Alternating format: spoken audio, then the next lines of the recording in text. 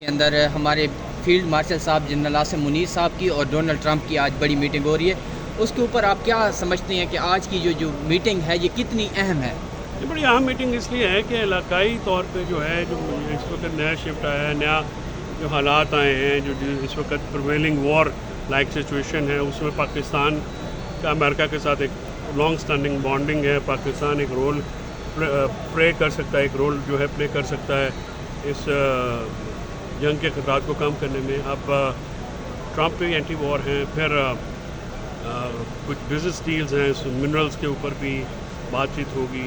I hope کہ عمران خان صاحب وہاں پہ ایجنڈا پہ ہوں، ان کی رہائی کی بھی بات ہو تاکہ ایک ہم کسی مثبت سر چلیں.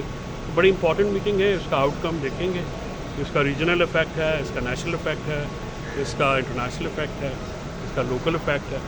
تو آج جو فیلڈ مارشل اور پریزیڈنٹ ٹرمپ کی میٹنگ ہے وہ اس میں کیا چیزیں ڈسکس ہوتی ہیں، کیا چیز باہر آتی ہیں، وہ بہت امپورٹنٹ ہے. سر آپ کو لگتا ہے یہ جو میٹنگ ہو رہی ہے اس کے بعد پھر پاکستان میں حالات بھی چینج ہوں گے؟ ڈیفینیٹلی دیکھیے نا، پھر اگر وار بلاک میں آپ کہاں پہ کھڑے ہیں، اس وقت پاکستان کے لیے پریکٹیکلی تو ممکن نہیں ہے کہ ہم ایران کے خلاف جائیں.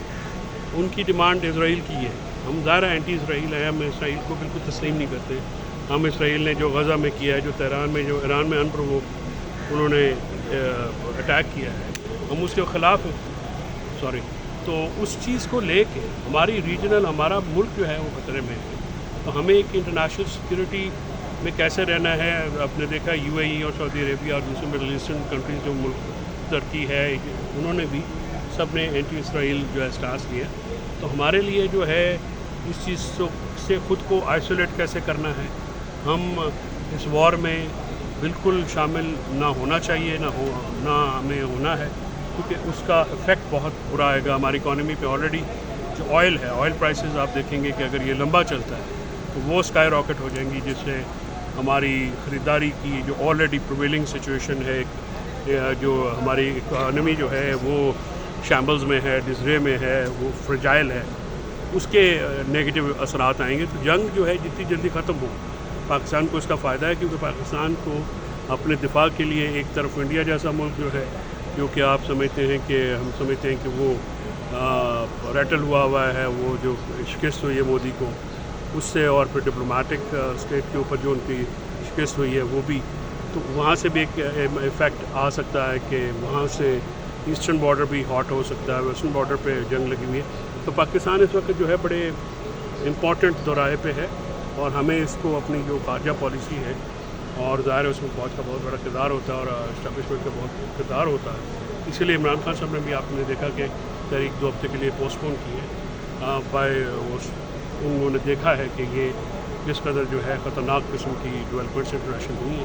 انٹرنیشنل ڈیولپمنٹس کا لوکل پالیٹکس پہ بڑا اثر ہوتا ہے. سو ہم بطور قوم دعا گو ہیں کہ ان کی یہ میٹنگ کامیاب. یہ پاکستان کی فیوچر کی میٹنگ ہے، اور باقی جو معاملات ہوتے ہیں وہ پاکستان کے اندر ہونے چاہیے.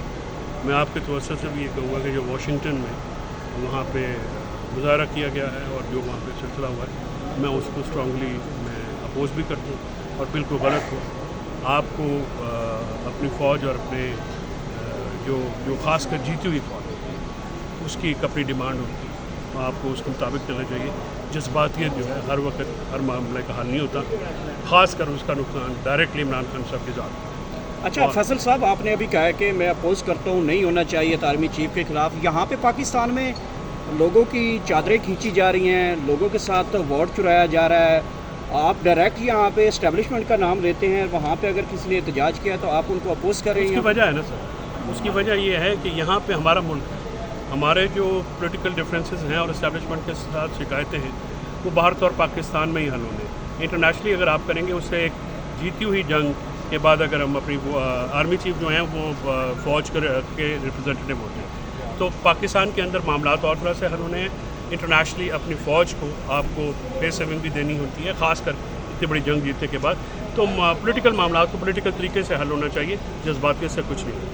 بہت شکریہ سر.